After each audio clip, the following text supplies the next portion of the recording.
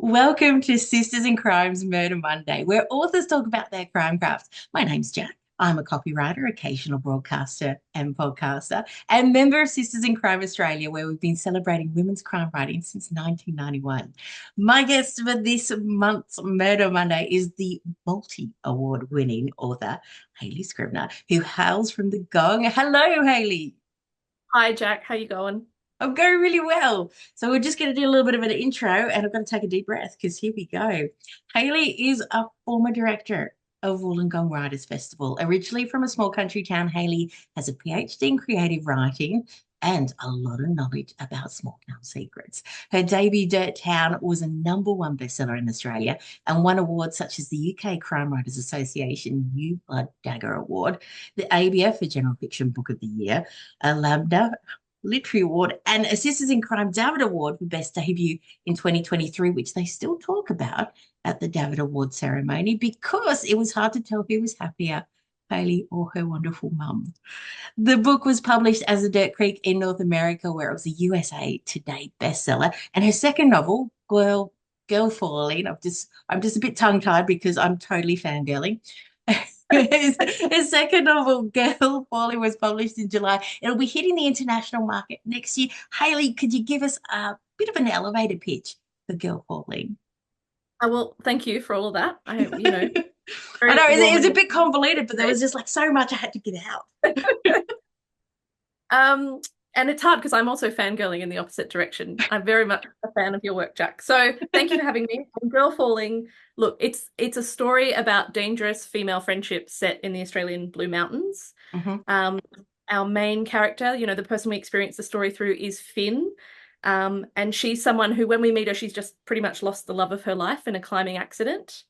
Uh, or was it an accident? I guess that's kind of the crux. That's the thing that moves us through the story. And in order to kind of come to terms with what has happened, Finn's going to need to dig through her relationships and her own past to really unpack what went wrong on the cliff that day. That's a pretty Ooh. short elevator ride. I think that's all Yeah, right. no, I think that's an awesome sort of like, Humans. okay, we've just hit level five. All right. Yeah, great. Good. It is. It's like it is a fantastic read, but we've got the questions. We've given them a shuffle. Are you ready? I'm born ready. I'm going to start with something easy. What's the hardest part about being a writer? Whew. That is, I'm someone who's very good at complaining about being a writer, even though it's a thing that I love the most, and I'm still Yep. grateful every day that I get to do it. But I do think people assume that I'm a kind of adult woman and that I'm game for all things and that I think deeply about these things and then I let them go into the world and I don't worry about them after. But I do think there's something very vulnerable about putting a book out into the Yep. world.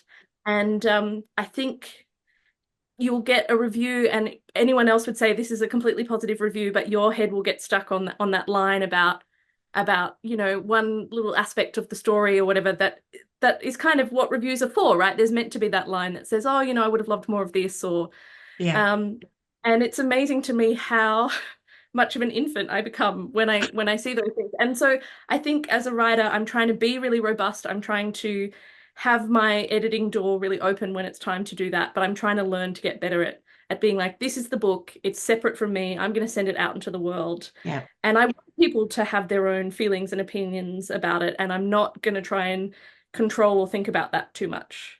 So I have physically blocked Goodreads on my own computer. Like when I go to goodreads.com, a little Yep. window comes up that says um because I just know like you can read 100 positive reviews, but the one negative review that I happen upon will be the one that I'm still thinking about like a year later. Yeah. I think we've all been with all our creative work, we've all been in that position. And it is hard to concentrate on the good stuff when you've got this little bad thing going. And I think it actually becomes a question of craft to avoid it because I think there's something like I always read professional reviews and I do try and like think about my work and its context and what it's doing. But at a certain point, you kind of have to be a bit of an idiot to start a book. You kind of have to go in completely, I guess, naive to the possibilities that it could all go wrong. And because you're just trying to kind of create this universe and charm people and bring them along with you. And I think for me, if I'm in that negative headspace, then I feel like I'm not doing my job as well as I could be, Right. which is to bring the reader into this world and just really convincingly and confidently present it to them. In the same way, when you watch someone give a presentation and if they're nervous, it's almost like physically uncomfortable to watch. Hmm. Whereas if someone can just sort of fake it till they make it, I think there is a benefit and everyone in the room kind of breathes easier. I think writing can be a bit like that. Like I Well, love writing that's confident. it's like reading is such a subjective thing. Or people like different books for different reasons. Can you ever switch that around and you just think, okay, well, my readers are being quite subjective about what they like and what they don't like?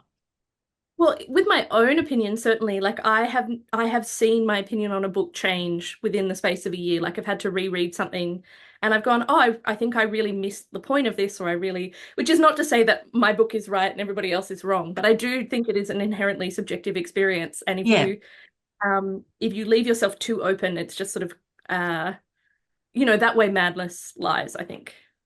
Yeah. I think so. Next question. What's the most often question you get asked about your writing? Oh, that's a good question. I feel like the with Girl Falling, there's been a lot of people asking about my personal friendships because Girl Falling is a story. I mentioned Finn loses the love of her life, but it's also very much the core of the story, I think, is this quite torturous friendship between these two Hmm. women who become friends in high school. I take that as a compliment that I have kind of rendered this very flawed and very kind of uh, difficult relationship with enough detail that people think that I'm writing, or have the urge to kind of ask me Oh, about my own friendships. as at the moment, so it's all about the fact that are you putting your real life into your writing? Yeah, and I think a lot of writers get that, and I think a lot Yeah, of women and non-binary writers get that in particular. There's this idea that you must be drawing from your own life. Um, and look, I think it's sort of interesting because for me, it's totally true, but it's never the bits that people think it is so yeah. much. Um, and often I'll put things in there that feel really exposing, but no one will pick up on them as the things that are about me. But yeah. So I think Oh, you so can kind like of Easter camouflage eggs. it. Yeah, a Hayley Scrivener Easter egg. I like it. Who are your writing inspirations? Oh, that is another good question. I remember reading The Secret History and just kind of having my tiny mind blown. And I know people are on the fence about whether Donna Tartt is crime. I like to Hmm. claim her in my own head as crime, because I feel like just I guess the breadth of the story that she was able to tell and the ways in which she presents a story. And everyone talks about The Secret History, but I also read a Little Friend is her Hmm. second novel, and I read that book about 6 or 7 times when Wow. I was writing my first book, Dirt Town, just to try and get into the structure, just to sort of see the choices she was making. Yeah. Not because I think I will ever make choices as good as Donna Tartt, but I love Like, the way. look, do you know what? Don't sell yourself short. I think she's just a really Baroque storyteller. Like it's very maximal. And in Hmm. fact, I think my books end up being not like that. But that's what I do love sort of soaking in and what I kind of love reading. Yeah. So do you think that there'll be like a Donna Tartt-esque opus in the future? Um, it's Just when the interesting. It commercial pressure's off? does feel very expansive. It's certainly, I think Donna Tartt does like they're almost sort of like 19th century novels, but often in a contemporary context with Hmm. characters that are struggling with having an affinity with that old world or whatever. And my next book, I feel like is I don't want to. It's so scary to be like, oh yeah, it's going to be like a Donna Tartt book. That's not what I mean. I mean it's going to be set in the past, Hmm. not in the 19th century, but set in a place that lets me kind of maybe get into some of those maximal storytelling modes. A bit less contemporary and a bit more like just the joy of telling a story and having it presented to you by a narrator. Yeah. Um, yeah, I'm excited about that. Oh, it sounds really good. It sounds really, really good. And when can we expect that? Not that I'm rushing you or anything. Yeah, Yeah. I'm not the world's fastest writer, so I hope you're patient, Jacq. Um, I will be incredibly patient for this, Hayley. it'll be, yeah, Absolutely. published when it's when it's ready and good, hopefully. What's the best reaction you've had to your writing? Ooh, I get some really lovely emails, and I'm always so grateful when people reach out to me and tell me that they've read the book and that it meant something to them. My first book I was quite nervous about because it's set in a fictional town that I call Durton, that the kids of the Hmm. town call Dirt Town. But it's pretty obviously anyone who lived in that area or knows me or knows my family knows that I grew up in a town called The Rock, which is near Yes. Wagga Wagga, which was very much the geographical basis, if not the, I didn't know anyone who went missing. There's a lot of bad people in my book, and I wouldn't want to tar the rock with that brush, which is one of the Yeah. reasons I changed the name. But I was still nervous about it. And then I got a Facebook comment from my primary school librarian who remembered me and had read the book and said it was really good and that she really enjoyed it. And so that Oh felt my like, goodness. benediction. Yeah. I was like, okay, good. If a librarian likes it, A, like you're winning. And B, like maybe I won't be run out of town next time I go back to the Rock. That's beautiful. Yeah, That's it was really really lovely. gorgeous. Really lovely. Thanks, Mrs. Merrill. Are you part of a writers group? Ah, that's an interesting one. That has kind of changed over time. I Hmm. would say that groups of writers are such a big part of my life. Like being having writer friends has been one of the great joys and absolutely is the best part of being a writer. In terms of like physically having a group of people that I workshop with or physically write with, I haven't done that in quite a while, not since Yeah. my first book.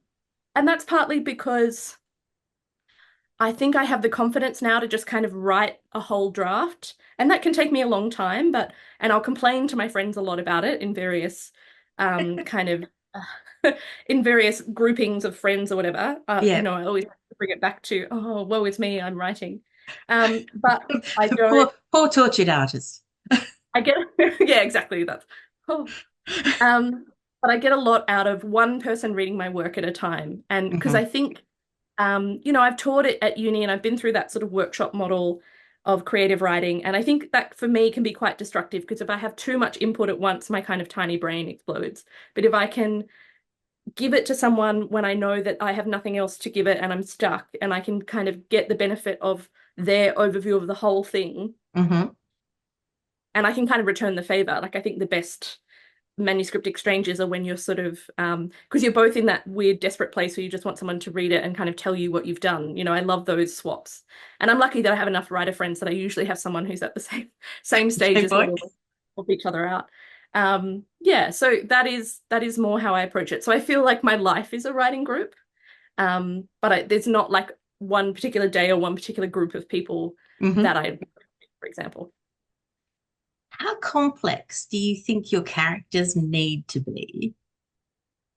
I mean, I love a complex character, Jacq. I think I want my characters to really feel like real people. Hmm. And I kind of approach the writing of character with as a bit of sort of method acting. And I don't actually know a lot about my characters when they start. They start out very much like they feel like sort of stick figures. But I invest a lot of time getting to know them. I'm putting them in different situations, thinking about the history, I think the words that someone uses and the things that they notice Hmm. us like if you spend a lot of time thinking about that for a person, you can kind of touch most aspects of their personality. And I love those sometimes when I'm stuck, I'll do those questionnaires where you think about like what book is on their bedside table or um you know sort of slightly sillier ones like that. So I think for me character is the driver of all fiction. I think Hmm. a good plot feels like an obstacle course that has been designed for your character and to kind of uniquely press on them. And I think to do that, you have to really know what makes them tick and also kind of what they believe about the world that might not be true. I think that's often a really interesting way to enter character. It's like, and I'm thinking, I've got so much rewriting to do in anything that I've got at the moment. Well, look, I think anyone who tells you what to do or how to approach something is often just like desperately trying to coach themselves. Well, So, no, I mean, because that makes so much sense. but I do think any time spent on character is never time wasted. even if it doesn't always look like the most productive writing of a scene. I think just Mhm. sitting with your characters and getting to know them, whatever that looks like for you, is a good use of time. Yes, I live in a world of chaos in every element. You say that, but you're a dark horse, Jacq. I feel like, we're all going to be blown away. And In I which think case, I wouldn't be holding your breath. well, we'll see. Who is your favorite crime character? Ooh, I have a massive soft spot for Detective Sergeant Kate Miles, who is Danuka Mackenzie's Hmm. um, sort of main character of the Kate Miles series. I know Danuka is working on a standalone, so I'm sure I will love her next characters just as much. Yep. But I'm kind of in awe of people that write series. Like, I'm jealous because it seems like a really great and fun way to tell stories that I just seem pathologically incapable of doing. When I finish a book, I feel like I've just been on a 2-year road trip with that character, and I kind of never want to see them again. So the flip side of like getting to know them and really, like it just feels like, oh my God, if I just never see you again, that would be okay. So I am jealous of people that do series. And I think Kate Miles is she's such a great character because she's genuinely trying to do the right thing, but she's flawed in a way that I just feel for her, and I want to be her friend, you know? Want to give her a hug? Sometimes, yeah. Yeah. It's Yeah. like there's always that there's always that struggle, and you sit there and you're just like, but you know it's not black and white, and the grey is so beautifully done. And she's so hard on herself, which really endears her to. What did you discover about your writing that you weren't exactly prepared for? Mm.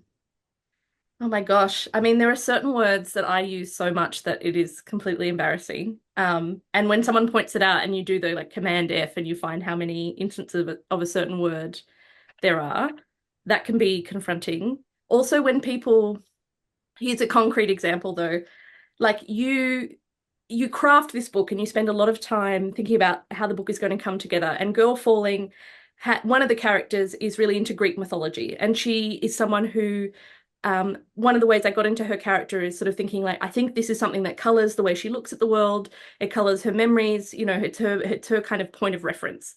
So there's a lot of little kind of Greek mythology Easter eggs. Like her name is Daphne. Hmm. And actually I'm going for Halloween as Daphne, the kind of Greek goddess figure tomorrow Yep. night, Halloween. But and there are, she tells the story of the ship of Theseus, and there's all these little, but someone pointed out to me there's a point where the character Daphne looks inside a box that she's not supposed to look inside. And of course, like I grew up with the story of Pandora's box, Hmm. this idea that someone opens a box and they're not supposed to, and they let out all the evils of the world. And someone went, "Oh, I love the way you worked in Pandora's box of the story because she like looks inside this Yeah. thing that she's not supposed to look inside." And I remember going, "Yes, that was very much on purpose and planned the whole, and it seems so silly, like it's a major plot point, and it's not a spoiler. Like someone looks in a box, I don't think is a spoiler, No, but but it was completely unintentional. and it was literally sort of in the copy edit stage that someone at my lovely publisher kind of pointed that out and was kind of congratulating me on working that in, and I was like, yeah, I'm so smooth. Yeah. It was like that was awesome of me. So it's sort of embarrassing what you miss, really. But I do like to think that the book is smarter than you. Like the book is kind of becomes its own field of reference and is its own kind of closed universe. And once those things start happening, like once connections start becoming apparent that you didn't put in there yourself, I feel like that's a good sign the book is ready to travel out and meet its readers. That's fantastic. What's your writing routine? I'm a big believer in writing as soon as I get up. Hmm. And if I go online, I tend to kind of ruin the morning's writing. So I really just try and not go on the internet, not look at my phone. I would be a terrible person to be like your next of kin contact or your emergency In case of person before emergency. the day. Um, but I think you do have to be a little bit selfish to get the writing done. Yeah. And I think it's our job as writers to pay attention to what time of day works for us. I think a lot of people happen to write best in the morning, even if they're not morning people. I'm not actually particularly awake in the morning, and that's what really helps my writing because it's almost like my critical inner voice hasn't woken up yet. But I can sit there and I can kind of imagine my story and get and get into it before that little voice that tells me that it's all dumb and what about that Goodreads review you read 4 years ago? And like before that voice wakes up, I find that I can cantilever my way into um, the story and kind of Yeah. get myself busy in the world of the story instead of in the world of self-doubt and Rabbit holes um, on the internet and yes. dancing And chickens. I love a cat video, Jacq. I really, oh, it's a problem. You do realize now you're gonna get spammed by reels now. Yeah, great. Bring it on. This is like, I can't believe how fast the time's gone because we're up to the last question, the final question. Lastly, how would you get away with murder? Oh, I love this one. And I think the classic one, isn't it? You're meant to freeze or get an icicle that's sharp, and then you attack someone with that icicle, and then the icicle melts, right? And so the murder weapon melts and there's no fingerprints or whatever. I know that's like a classic response. I would say after writing this book that I do think pushing someone off a cliff is a pretty good way to kill someone. Because only the two people that are there Well, really no. will know what happened. And I understand this means no one will ever want to go hiking with me again, but it's just something that I've learned in my research. So I pass that on to you. So yeah, if you're ever hiking with me, just make sure that I'm between you and the ledge and just kind of yeah. Well, that's awesome, Hayley. Thank you so much. So, Dirt Tanner's out. Girl Falling is another incredible novel of Hayley's, and we'll just say the perfect gift for underneath the Christmas tree. Murder Monday interviews are available on Sisters in Crime's YouTube channel at 6 p.m. once a month on the Monday. And I am joined by the wonderful, the incredible Hayley Scrivenor. Thank you so much for your time. Thanks so much, Jacq. This was so fun.